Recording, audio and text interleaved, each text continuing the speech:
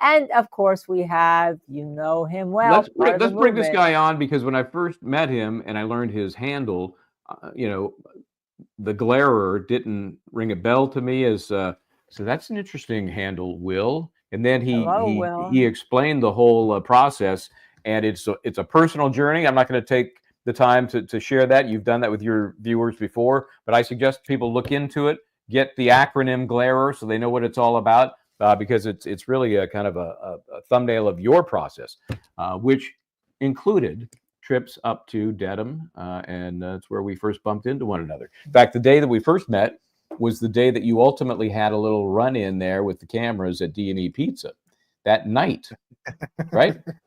Yeah. So here it is. You've kind of lived this thing for a while from a different perspective than some of the folks on the ground living there. Where are you? I mean, not where are you physically. I mean, where are you emotionally with the case now ending? Emotionally, probably in the best place I've ever been in my entire life. The people that I've met, the people that I've gotten close to, the people, the caliber of people whose respect I've earned, is something that I never imagined for myself.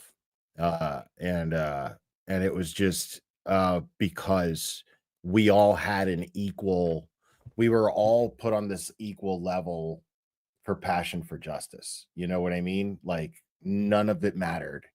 Didn't matter which side you leaned politically, didn't matter how much of an education you had more than this person. Everyone who had a passion for justice and who is strong enough to see something is seriously wrong here and speak out about it. We all just kind of added what we could, from each individual end, whatever strength each individual had, and added to this, and we made this movement and got the attention of the world.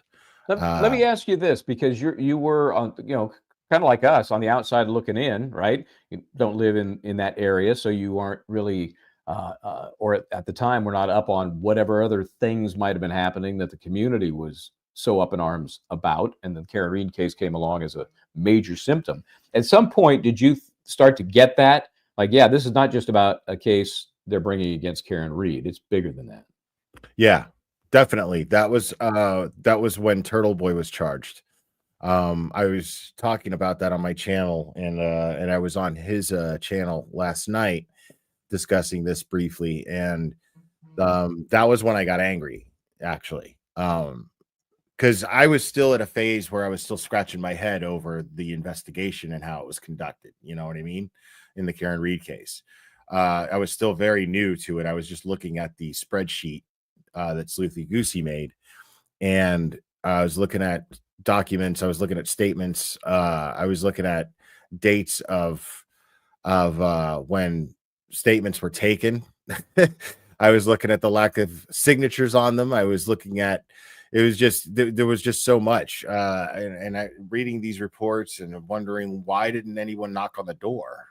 I was still in this part, and then I had gotten to a point where I was like, okay, because I was like, I don't want, everybody kept saying, you need to talk to Turtle Boy. You need to read Turtle Boy's article on this. And I kept saying, shut up about Turtle Boy. I'll get to Turtle Boy. You know what I mean? I have these documents. I want to make up my own mind as best as I can before I start talking to other people about this case. I don't want any influence.